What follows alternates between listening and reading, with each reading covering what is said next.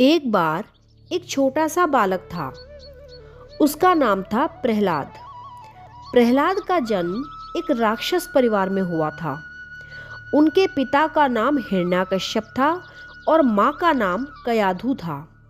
जब प्रहलाद अपनी माँ के पेट में थे, तब एक साधु महात्मा जी उनकी माता को भगवान की बहुत सुंदर सुंदर कहानियाँ सुनाते थे। वो सभी कहानियाँ प्रहलाद जी ने अपने माँ के पेट में ही बैठे बैठे सुन ली, जिससे उन्हें भगवान से बहुत प्रेम हो गया। जब प्रहलाद पैदा हुए तो वे बहुत जल्दी ही भगवान की पूजा करने लगे और उनका ध्यान करने लगे। लेकिन प्रहलाद का प्रभु से प्रेम उनके राक्षस पिता हिरण्यकश्यप को अच्छा नहीं लगा। उन्होंने प्रहलाद को ऐसा करने से मना किया, लेकिन प्रहलाद नहीं माने।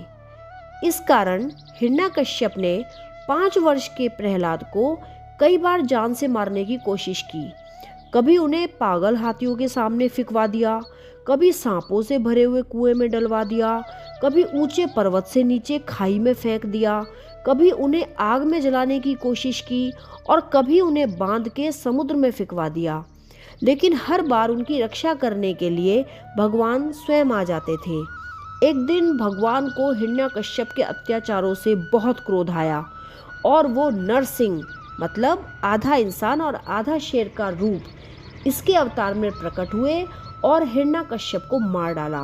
फिर उन्होंने अपने प्यारे भक्त प्रहलाद को तीनों लोकों का राजा बना दिया। इस कहानी से आज हमने सीखा कि जब हम रोज भगवान की कहानियाँ सुनते हैं तो हम भगवान को जानने लगते हैं। इससे हमें भगवान से बहुत प्रेम हो जाता है और फिर हमारा मन हर समय बहुत खुश रहता है और हम बीमारियों से भी दूर रहते हैं। इसलिए हमें रोज भगवान जी की कहानियाँ सुननी चाहिए। इस पूरे संसार को भगवान ने ही बनाया है, इसलिए भगवान को अपने बनाए हुए सभी जीव जंतु बहुत प्यारे होते हैं। इसीलिए तो भगवान सबको बारिश में नहलाते हैं, सबको धूप देते हैं। चाहे भगवान को कोई प्यार करे या न करे, लेकिन भगवान सबको प्यार करते हैं, भगवान सबका ख्याल रखते हैं। इसलिए हमें भी कभी भी किसी से भी नफरत नहीं करनी चाहिए और कभी भी भगवान के बनाए हुए किसी भी जीव जंतु को कभी परेशान नहीं करना चाहिए।